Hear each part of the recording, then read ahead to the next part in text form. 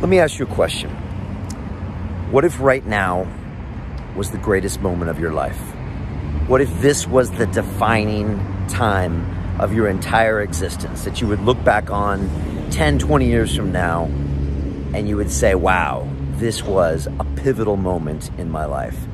Well, that's my question for you, because that's what could be happening exactly right now.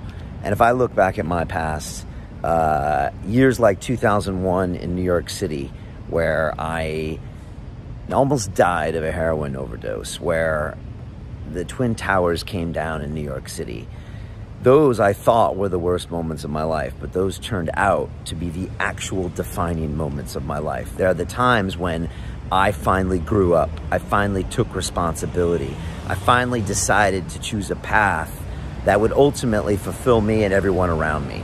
And that's exactly what those moments were. And my question to you is, what if that is exactly what's happening right now? What if this is your chance to go through a complete metamorphosis?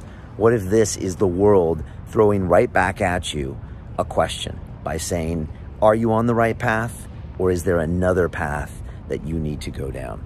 And that's my question for you. And I got a lot of friends out there that are struggling in these times, and I'm going to ask them the exact same thing today. I'm going to send them a message and say, I know that this hurts right now. I know your business is closing, but my question to you is, maybe this isn't your path. Maybe you weren't supposed to run a restaurant in London. Maybe you weren't supposed to be a personal trainer. Maybe there was more planned for you, and you're going to have to go through this difficult time of reflection. You're going to have to look in the mirror. And one of the reasons I'm saying this today is because last night I had a long conversation that I streamed live with an old friend of mine named Robert Kiyosaki. Yes, the author of Rich Dad, Poor Dad, the #1 selling personal finance book of all time. And Robert's in his 70s, and man, it never surprises me how much science this man can drop on you, because I thought we were going to talk about money. I thought we were going to talk about real estate and gold and, financial easings and packages. But no, Robert said, you want to know why you're struggling right now? Do you want to know why you're poor? He said, go look in the mirror. That's why. Look at you and what you've been doing with your life. That's going to answer all of your questions. It was strange to hear and difficult for a lot of people to hear out there that you need to take ownership for where you're at right now. You can't say it's the government's fault. You can't say, when is my handout? When is my new job? When is my package? No, you need to take ownership of where you are right now and admit that everything that's happening is your fault.